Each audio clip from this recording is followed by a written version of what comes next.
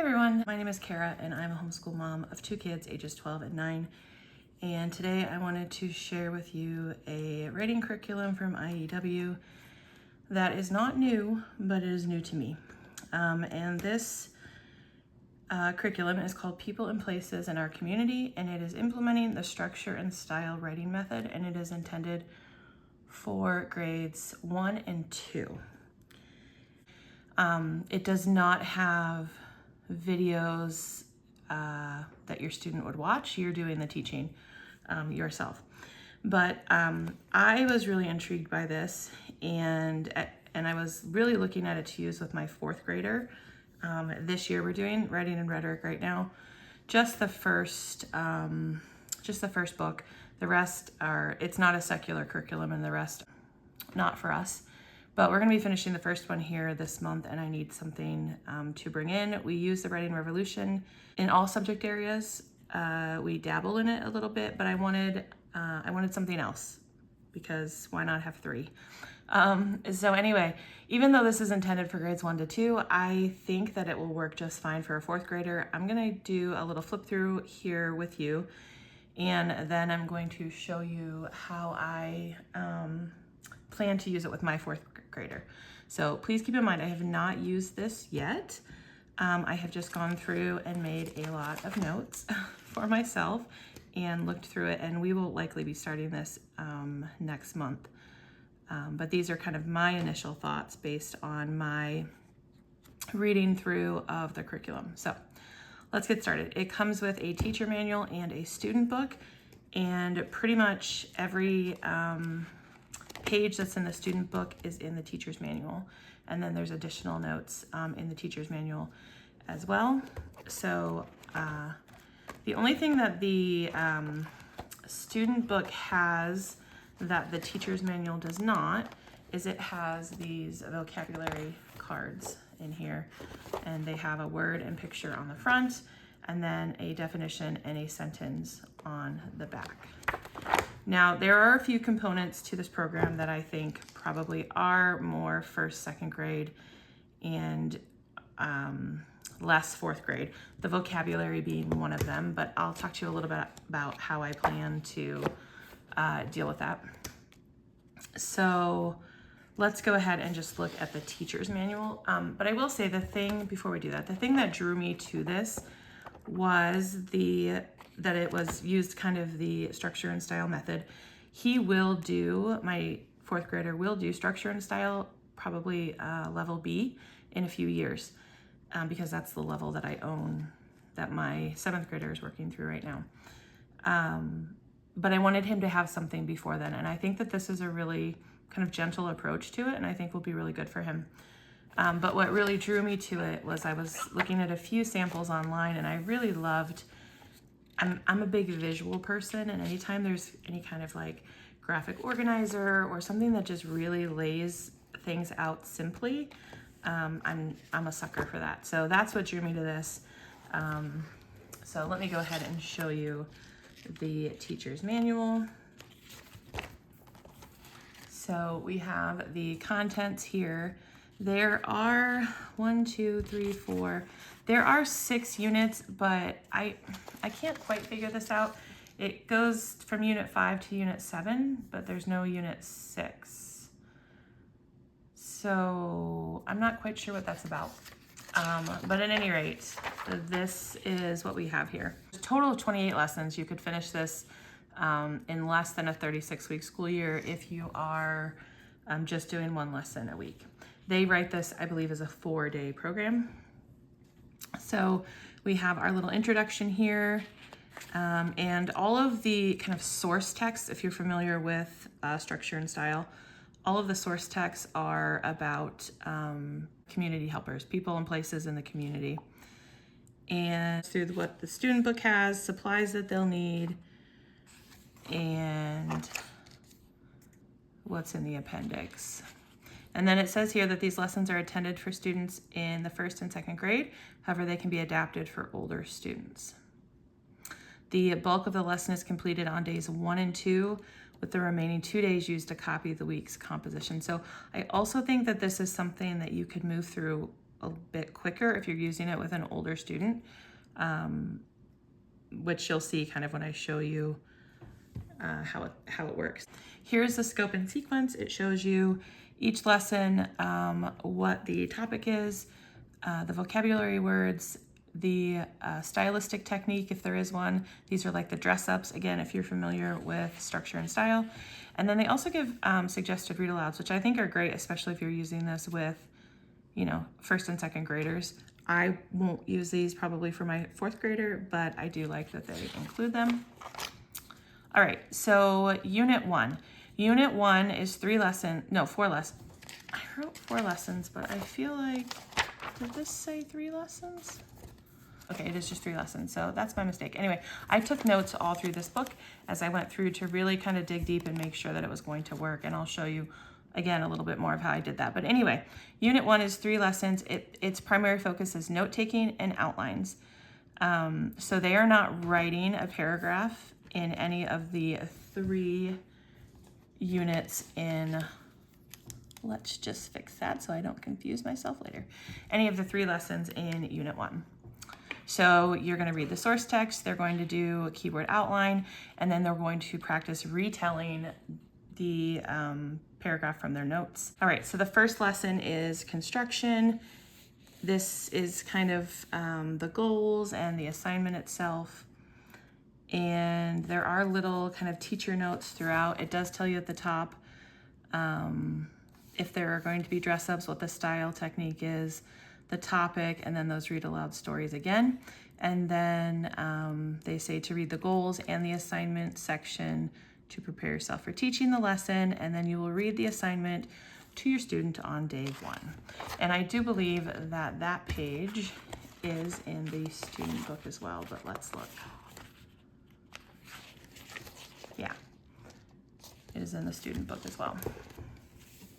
All right, they give you a little bit of background information. These are for a little crafty kind of activity. Again, most of those with my 4th grader I will not use, but if you were using it with a younger child, it's a nice addition.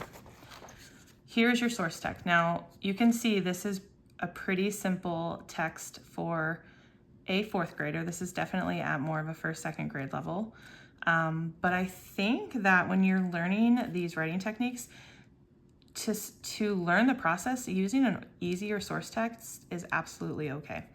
Now, when I originally got this, I thought, oh, I'll just pull in some more age-appropriate source text and we'll kind of work through it that way. But once I went through the whole book, I realized I don't really think that's necessary right up front here. So anyway, day 1, you after you've read the assignment, then you are going to read the source text. And again, it gives you, these gray boxes are kind of like what you are doing as the teacher.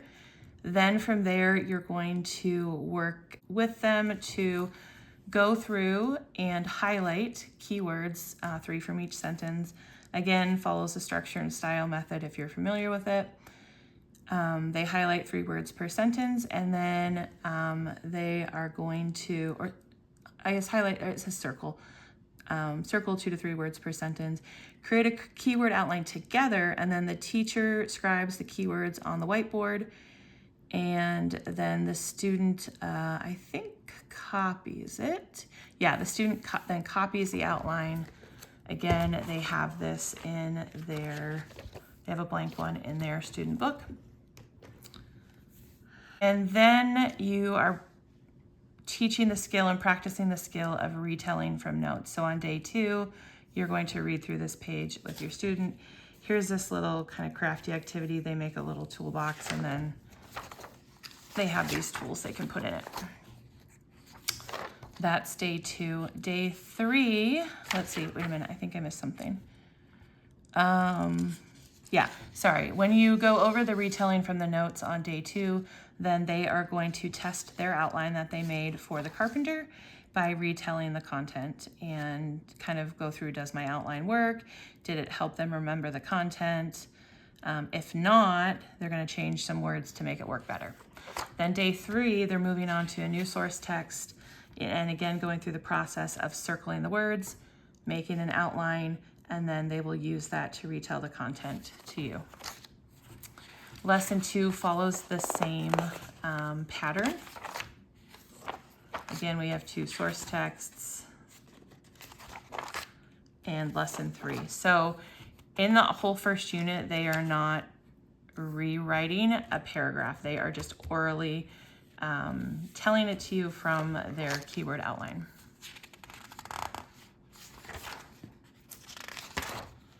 All right, and then at the end, there's like a little craft project where they can make a book cover.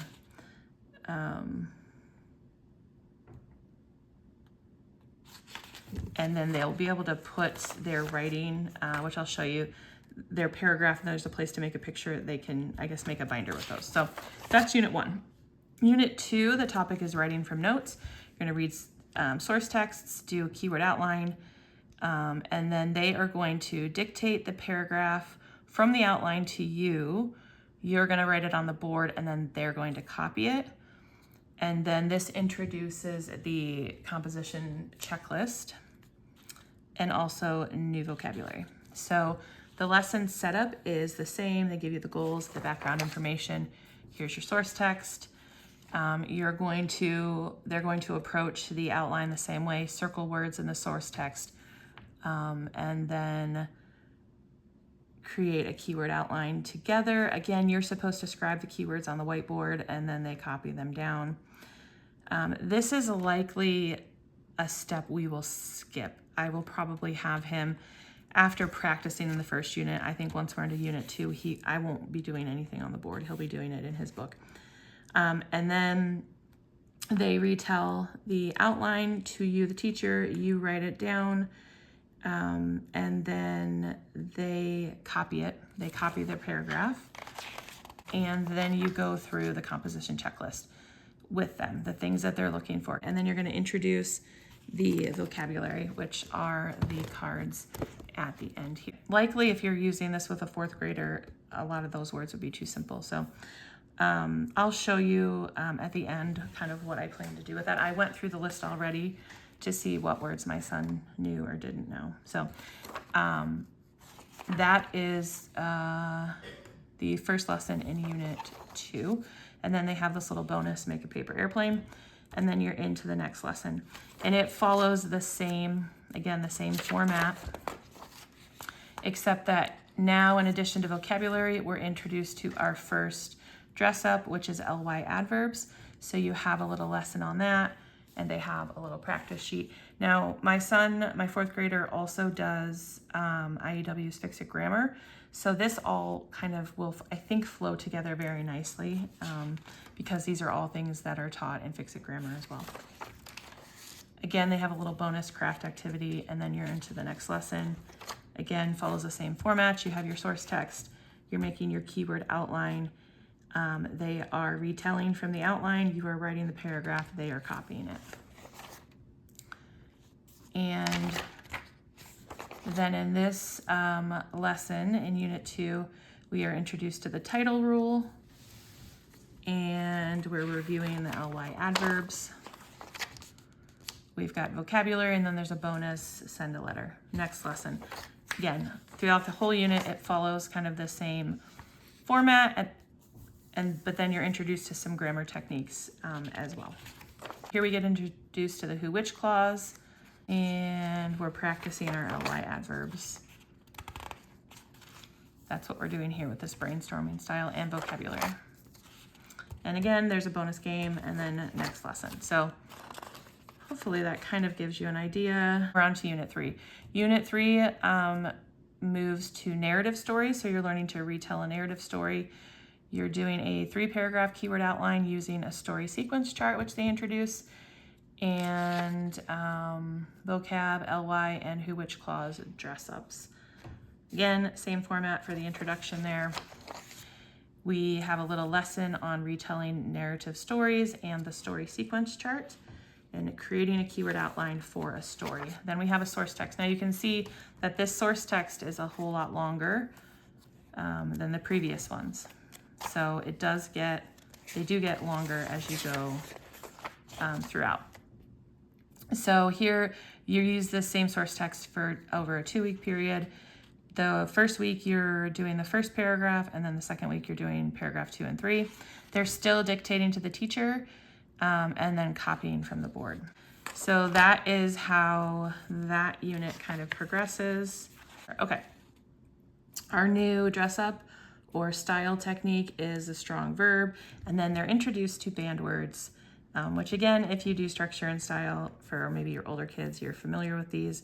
These are such a controversial thing. People have strong feelings about the band word section, but anyway, they introduce it here, and yeah, that's how that continues on. All right, let's skip ahead to the next unit. Okay, so moving on to unit 4, we are now summarizing a reference. What is a paragraph, report writing, and the title clincher sentence. So again, this is like the lesson. We're learning about the topic sentence, the clincher sentence, and the topic clincher rule, which again, this comes from the regular structure and style.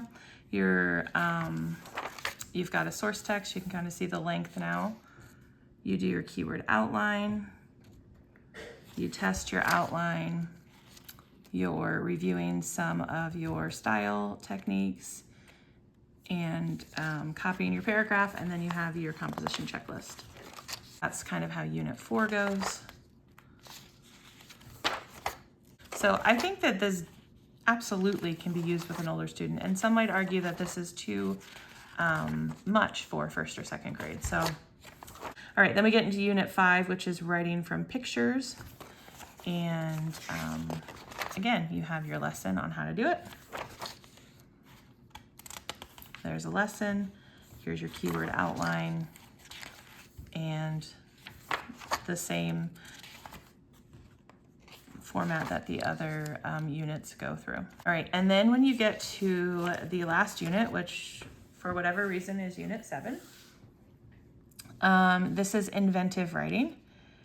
And this is 2 weeks, and you write about a vocation, like what job do I want to do? And then you write a job or about like a volunteer, like what can I do to help my community? What volunteer position could I do? And again, it's set up the same way.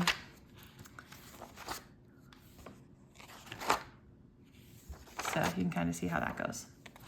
All right, so how am I going to use this for my 4th grader? I'm not changing a whole heck of a lot, but I will tell you that what I did do was print out my state's 4th grade writing standards. Now, I don't follow the standards to a T, but I do like to be familiar with them. I do like to, when I can, make sure that my child is, on par with other students their age that go to public school. So I keep an eye on these standards, but it's not like a hard and fast rule that I have to follow them. But I was a little extra here with my highlighting, and I went through and I highlighted, like, the ones in yellow are standards related to opinion writing. Green is related to informative writing. Let's see, this blue color is standards related to narrative writing. Pink is just overall writing standard. Purple is things related to research, etc. It doesn't really matter. I went through this just to kind of see how this could support these standards. And for the most part, I thought it would do just fine. Again, we do other things for writing as well. This is something I want just to use to give him that foundation of really how to structure a paragraph, and I think the stylistic techniques and things are a good bonus for us. So I am going to add a few things though, and mostly I just pulled things that I already had that I used with my daughter in previous years. So as an example, because we have opinion writing here, I want to add in some extra things. We can still use all the techniques that we learned in here. We can do the outlines, we can use the stylistic techniques and apply them to some other writing that maybe this doesn't cover, like opinion pieces. So I happen to have this little writing center. We've been using different ones of these throughout our school year this year. This one is which is better, and you pick, cats or dogs or whatever. So I thought this we can use along with the techniques we used in here, and kind of cover this standard. And then I also have another one that I used at some point with my daughter called I Must Dash Your Opinion, an opinion writing unit. So again, we can use this and then pull some techniques from here just to kind of take this a little bit further. What else do I have here? Oh, I wrote on here I might possibly add this hamburger model paragraph writing unit that I had from Teachers Pay Teachers. Again, I bought this years ago to use with my daughter, and you can edit it. So I just edit it to match the terms they use in this program. So I may pull that out at some point.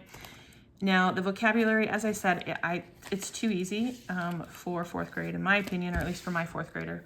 So I went through all the words. I believe there are 28,